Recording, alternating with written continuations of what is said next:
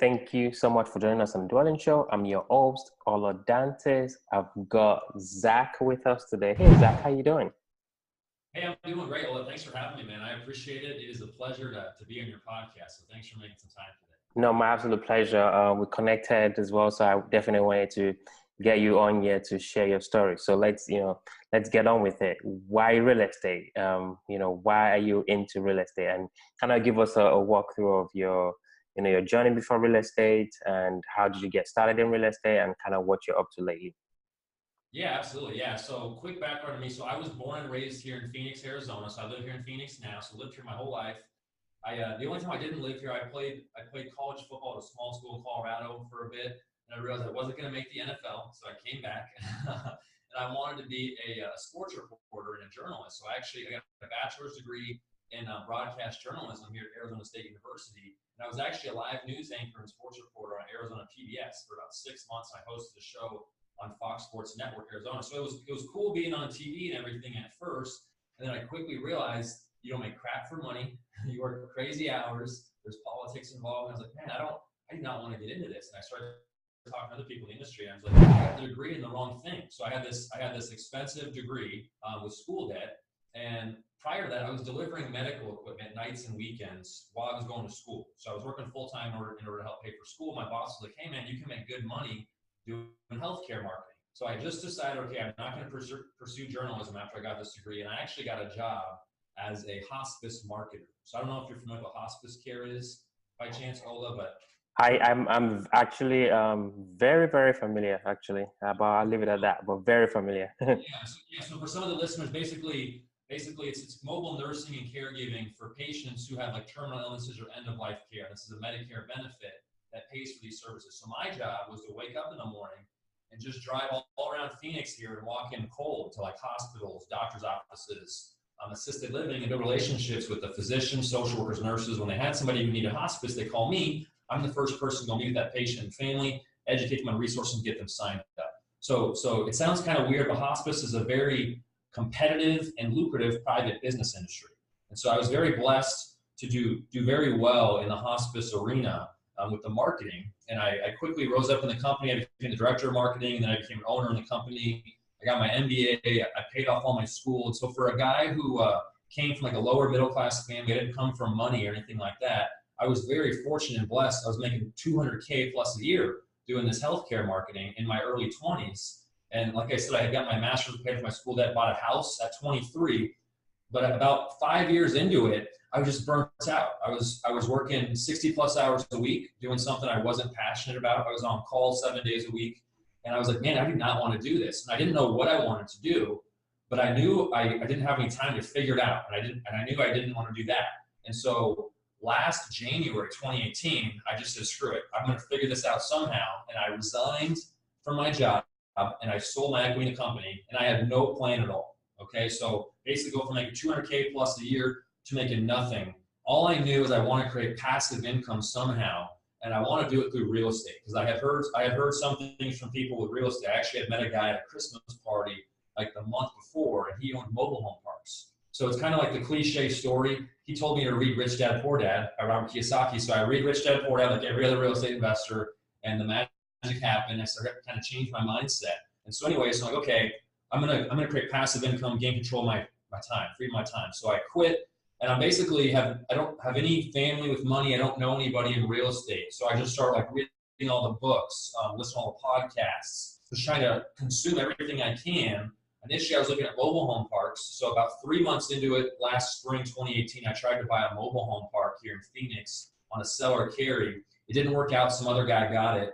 And so I was kind of discouraged. I just keep learning, and I learn more about multifamily, and I learn about syndication, the power of leveraging other people's money, and just all the benefits of multifamily. So because a lot of my network is made up of physicians and healthcare business owners when I was doing hospice care, I was like, you know what, this may be a much more attractive asset class to these guys for syndication than mobile home parks.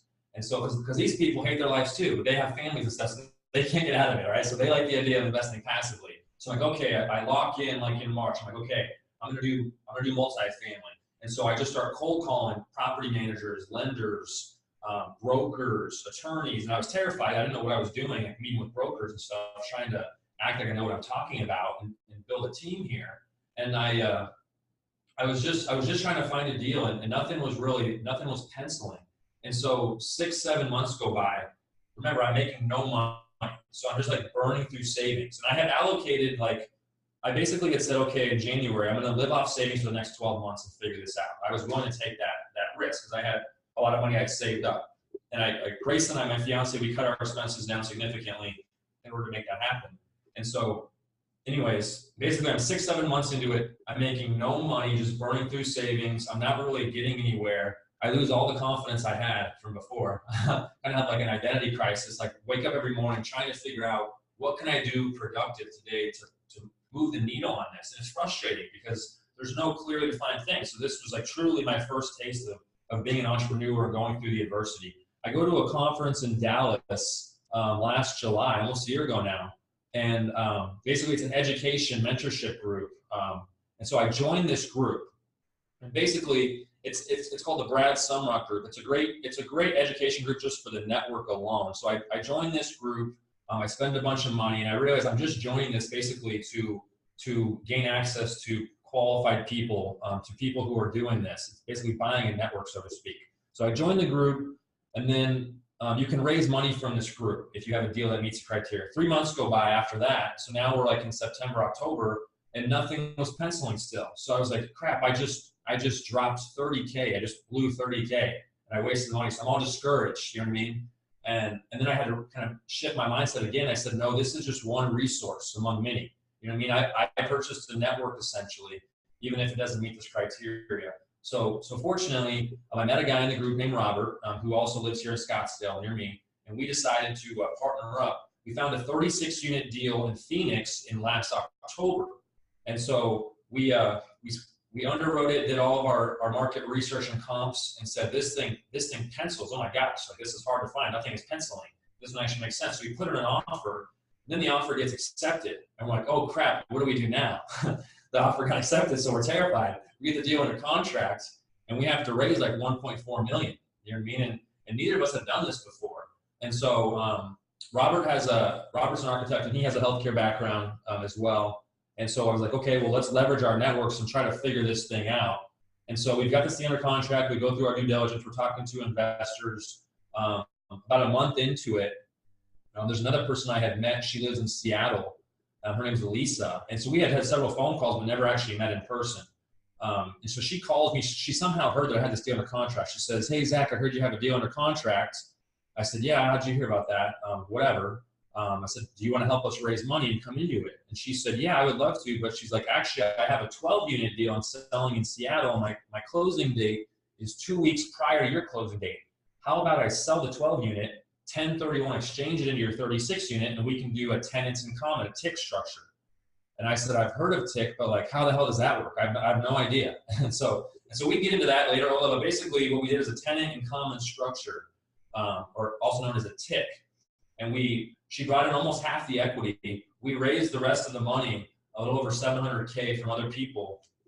And we closed on that deal earlier this year. So that's a 36-unit property here in Phoenix, right across the street from Grand Canyon University. So that was our first deal. And that deal alone was like over 4 months closed, and it has all its pitfalls and stuff and scary stuff within that.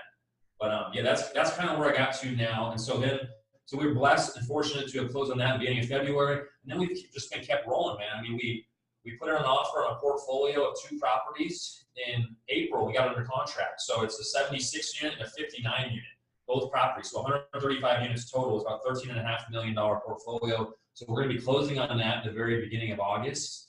And then we just last week, we got a 137-unit deal under contract here in Phoenix, which we're doing a 506C, meaning we can solicit that and market it online and take accredited investors only.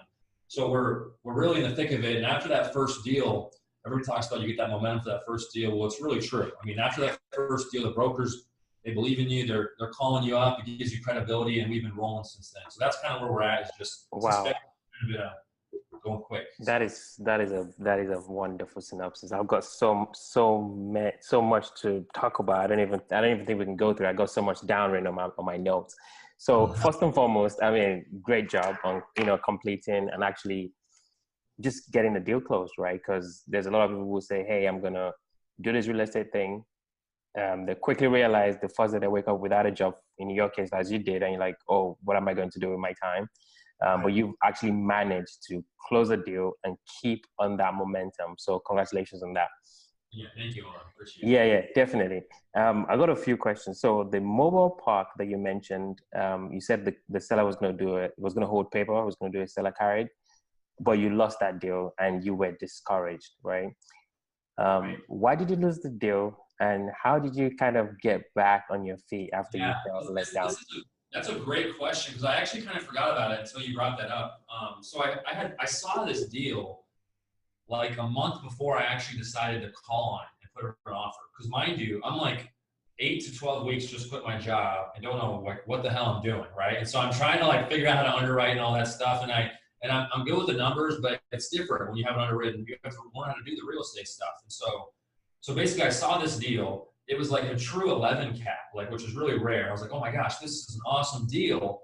But it was the perfect example. I had analysis paralysis. Like, I was terrified to even call the guy. You know what I mean? I was terrified. So I kept running the numbers for weeks and weeks. I was like, oh yeah, it's a good deal. It's a good deal. But then all these doubts popped in my mind. No, I shouldn't do that. So finally I call, like 4 weeks after I had initially seen it, I call the broker who had it. And he's like, oh yeah, we just got this deal under contract yesterday. And I was like, oh crap, I waited 4 weeks. You know what I mean? If I would have jumped on it, that could have been me. And that was really discouraging, because I felt at the time, even though it's only 3 months in, I felt like I was looking all over the place, and I had found this little gem, and it didn't work out. But one piece of advice I give to people is there's always going to be another deal, and that's what I had to learn. You have to have patience. You don't ever want to jump into something. And at the time, I wasn't emotionally ready. I didn't have the mindset yet. You know what I mean? And at this point, I wasn't even to the point where I thought I could take down big apartment buildings. I was like, okay, I'll just find. This was only like a 30 unit mobile home park, 30 pad mobile home park. So that's kind of what happened. It was simply a matter of me waiting too long and not jumping on the opportunity.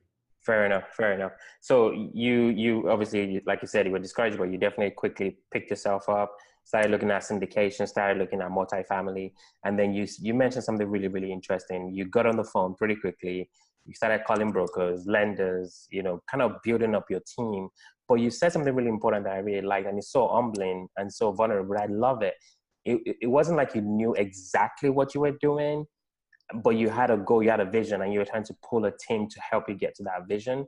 But my question is, when you were calling those folks, how did you stay confident, right, that they would listen to you? How did you stay optimistic that, these activities that I'm doing would actually lead to something?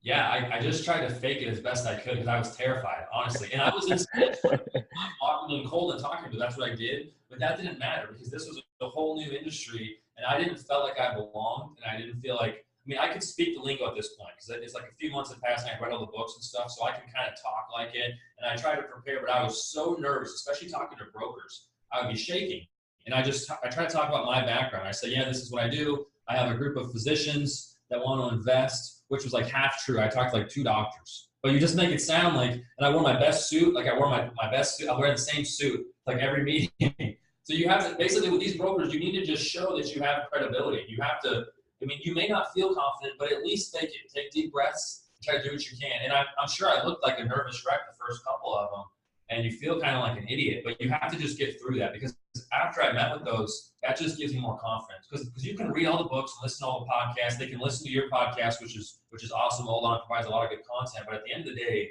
you have to start taking the action. And so the first step is like, you have to just always ask yourself, what's the next step? And so if you can get comfortable meeting and talking with the brokers, you're just gonna feel like you're making more progress. You know what I mean? So that was the biggest thing, was starting to meet with the brokers. And I first met with like 5 different property management companies. I just cold called them up, and I made like 5 pages of questions that I created based on books I read. So I could act like I'm interviewing them. So I go in there with my suit, and I've got all these questions, and I'm vetting these property management companies. I'm vetting their operational and accounting processes so that they would take me seriously. And then when I go meet with the brokers, I say, yeah, I'm meeting with so-and-so, or I'm working with so-and-so property management company as our property manager. And when I met with those property management companies, I said, can you refer me to brokers, lenders, et cetera? So they would refer me to people, and I would call that broker up. I say, hey, John, I got your name and number from Tom over at ABC Property Management Company. I want to meet with you. So I would say if you're starting out, call the property management companies and at least sound educated that you know what you're talking about, because they will generally give you the time. They're not going to give you more. They'll give you time more so than the brokers. And then get recommendations for other professionals from your property management company. And when you go meet with the lender, do the same thing. Just ask every professional for more recommendations so you can call them and say, hey, I got your name and number from them, because it gives you the perceived credibility.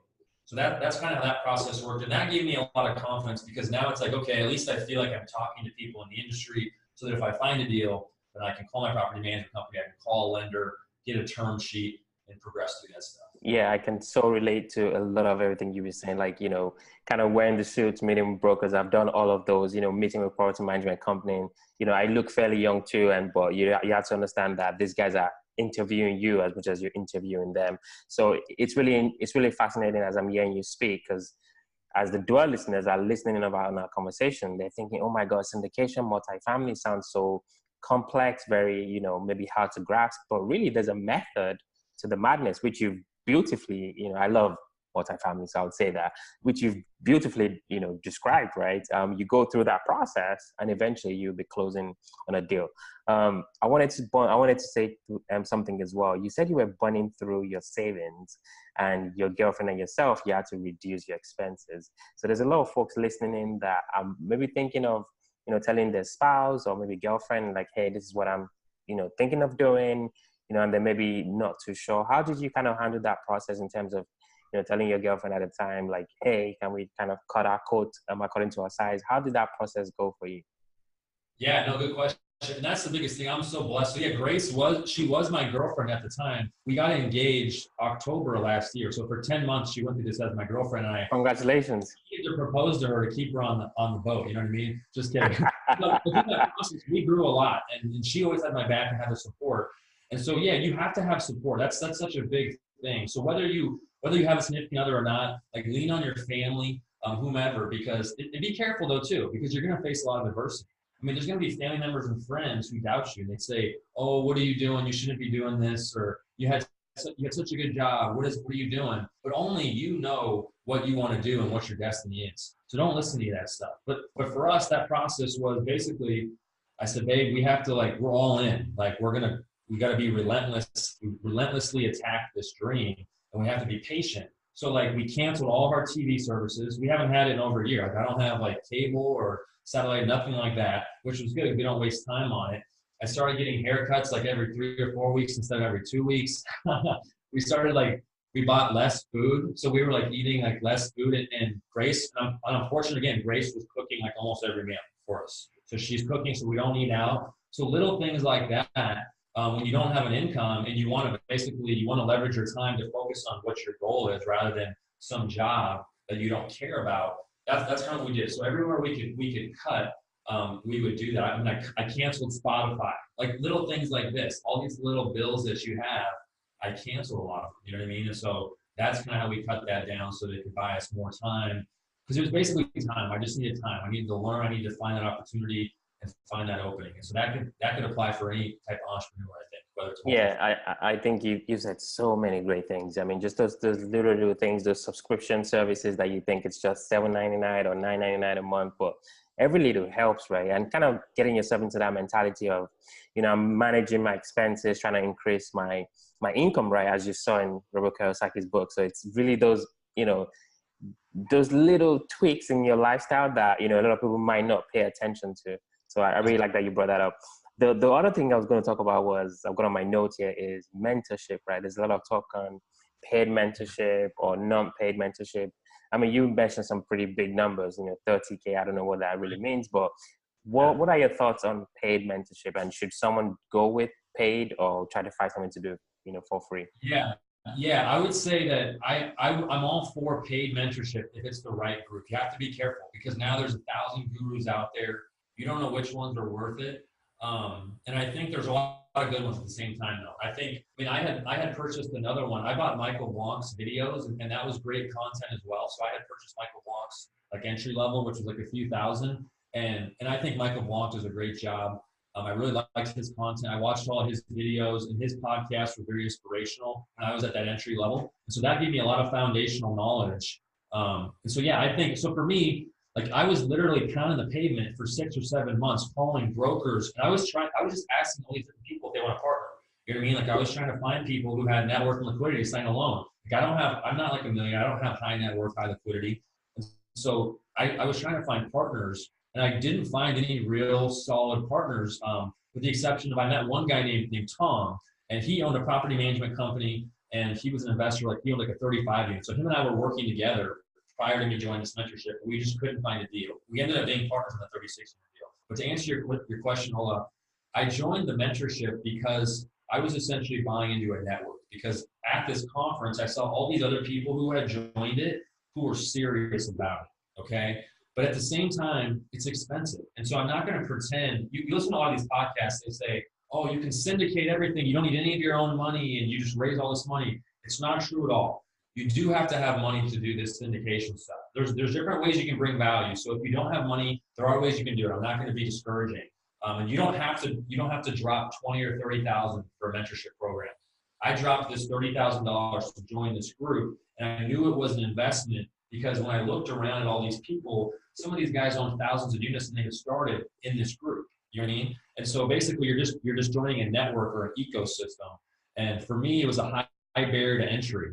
And so I know if people are going to spend this much, then it's worth it. And so I met almost all my partners through this group because we're all like-minded. Before, I know a bunch of people that have money. Like I know physicians and healthcare business owners, and I spent 6 months trying to talk to these guys, educate them on multifamily. And the thing is, like you could know all the richest people in the world, but if they don't want to invest, they're not going to invest. When I joined this group, these people were already educated and like-minded, focused on multifamily. So it was much easier.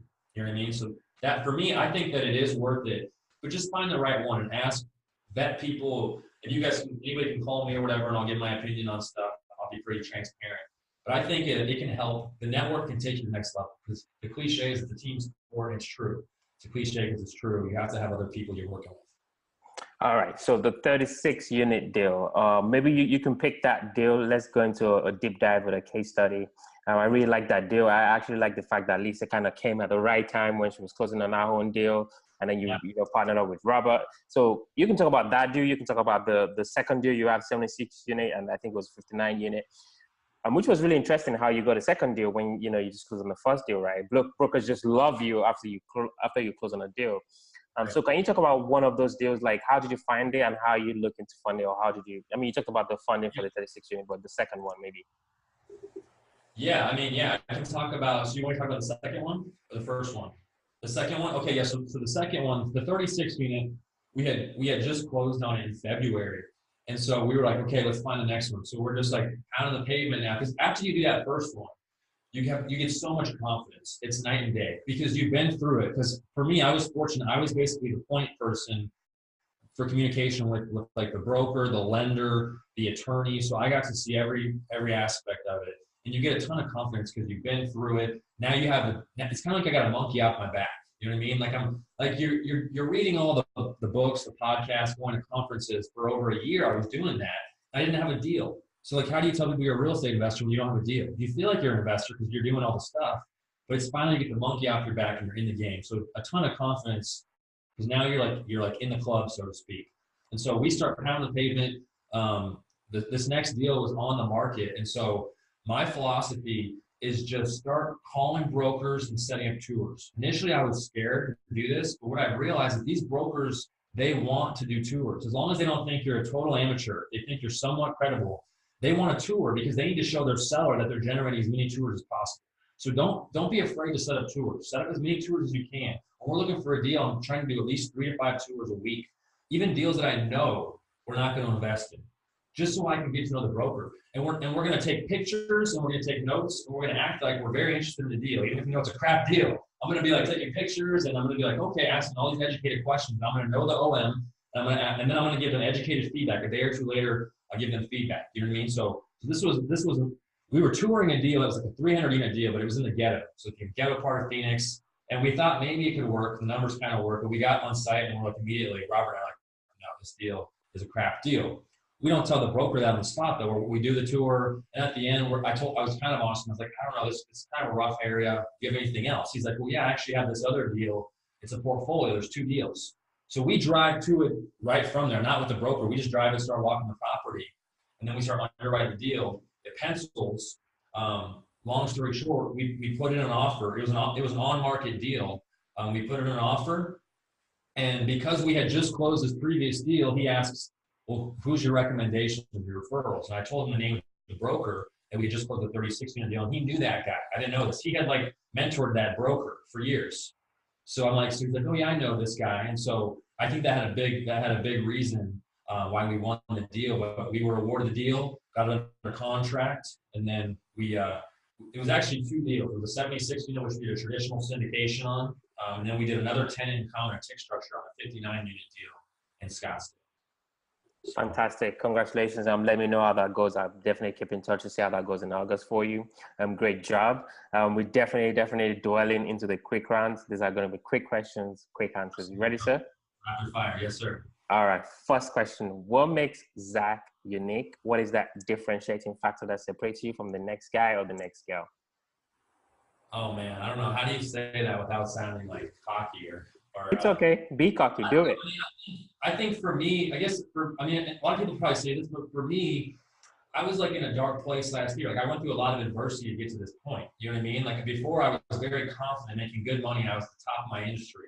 And then I go into something where I'm basically, I felt like a failure a lot of days. You know what I mean? I remember that feeling. And so once I got the first deal, you get the momentum, like I'm just going to be relentless and attacking. So I feel like for me, I put in my time. And the thing that kind of can set me apart is just my determination. I know how hard it is. And it's easy when you see people on social media, they're like, it's like, oh, you got lucky, you got this deal, whatever. But I feel like I truly put in my time. Now I know what it takes. So for me, I think just my background in sales and in media and with like economics and accounting with my MBA, it just gives me a good diverse background that translates well to multifamily. So I guess that would be something that kind of sets me apart. Awesome. Second question. What was the last book that you read and what was the one thing you picked up from that book? I just finished that book, Can't Hurt Me by David Goggins, the U.S. Navy SEAL, which I know is like a mainstream book, but I love that book because it really reminded me of just how you have to have mental toughness. And one thing I always tell people doing this is you need to be like a relentless warrior. I used to always tell people that playing football, like you have to have mental toughness and just be an absolute warrior. And that translates to multifamily because you're going to go through so much adversity, you're going to go through so many naysayers. There's very few people actually doing this. And so that book just reminded me to get back in that mindset. And it talks a lot about how most people are not even achieving even 40% of their true potential. And that was the big thing I picked up from that book is that if you push yourself and you push your comfort zone and you do scary things, you're only going to grow. You know what I mean? Like I was kind of nervous to get on this podcast. But it's like doing stuff like this, like spontaneous stuff, it will help you grow. It helps you get confidence. You can put that under your belt, So things can happen quickly. You have to just keep pushing. I love it. Yeah. And like you were super responsive. You literally, we got on a podcast within 24 hours. And I think that was just amazing. There's just one guy that's done that with me. Is out of Australia. His name is Zed. Is like the world's fastest selling real estate agent. I literally reached out to him and he was like, "Oh, let's do it tomorrow." And same thing with you. So it kind of shows with the performance. So I really love That's that. awesome. Oh, yeah, thank you for being available on a Sunday. The next day. I'm always available. I never close for my investors and our business. We never close our dwelling. Final question. Yeah, final question. Obviously, you're having a great time. You're building, ZH multifamily. Your relationship with Grace. You guys are doing great. What do you do for fun? Yeah, good question. That's very important, man. So, Grace and I, we like to go hiking a lot. That's a big thing that we do is hiking and this honestly, just making progress is fun to me. And so I think people talk about like, oh, if you overwork yourself, you can get burnt out. And so I'm a big believer. Last summer, I read a book, Miracle Morning for Millionaires. And it's all about having habits and waking up early. So I wake up early, I pray, I journal every day. I do a workout every single day, even if it's like a quick little cardio, get the endorphins going. And so the days that I don't do that, I start to feel like dragged down or tired. You know what I mean? I don't have the same energy. So I think it's I go to bed at like 8:39, wake up at 4:35. I used to be an insomniac, so I totally switched that over. So for me, all this stuff is fun, man. It sounds kind of cheesy, but like finding deals is fun for me now because it's like finally I'm in the game and I just want to keep grinding. You know what I mean? But I like to talk to people. I'm always willing to talk to people and help anybody however I can. We started a meetup a couple months ago here in Phoenix, and the whole purpose of that is just to have an abundance mindset and try to share any knowledge that we can, because we went through the adversity and we want to be like a resource for other people to get in the game. So I really appreciate that. Definitely, definitely. And that's a good segue of if there are people looking to find you, you know, or ZH Multifamily, what's the best place folks can connect with you, get to know you better? yeah, 100%. Yeah, you guys can just shoot me a text or give me a call. It's my cell phone is 602-859-5458. Once again, 602-859-5458. You can shoot me an email. It's Zach, Z-A-C-H, at zhmultifamily.com. And then we can set up a call anytime. If you're in Phoenix, I'm happy to meet with you if you're in town. But yeah, happy to share anything we can. We're always very accessible. So. Zach, it's an absolute pleasure. Thank you so much for giving your time and giving great value. I really appreciate what you're doing. I'm definitely going to be following you closely in your story as you're closing more deals. And, you know, we closed the deal, you know, last week at 160 unit in Houston, Texas as well. So definitely there's a lot of traction for us. We can kind of stay in touch and see how we're kind of. Yeah. So anyway, I appreciate you again. Thank you so much. Okay, thank you all. I appreciate it, man. Thanks for the time. Wow, that was Zach. That was just an amazing story, Zach Appenstall. I just cannot wait to publish this episode, because he just came from like literally quitting his job and then jumping into multifamily. Didn't really know what he was doing, but he managed to make it work. He managed to take out a deal, and then it kept on the momentum. So definitely, if you want to connect with Zach, if you're in the Phoenix market or you just want to connect with him, ask questions, feel free. He's a great guy. We spoke for another, 30 minutes after this conversation here. So feel free to reach out to him. As always, we definitely just really need your review. So if you're listening to this and you own an iPhone, if you're driving, of course, wherever you get to where you're going to, there's going to be a link just below in the show notes. Please click on that link to give us a review. The review definitely helps us. We're growing. We're kind of bridging 15,000 downloads right now on the Dwellynn Show. So thank you so much to all your listeners tuning in every single week. I really appreciate you. Thank you so much. But we need to keep that going. So please, if you are listening to my voice right now and you haven't given a review, please do that right now. There is a link in the show notes.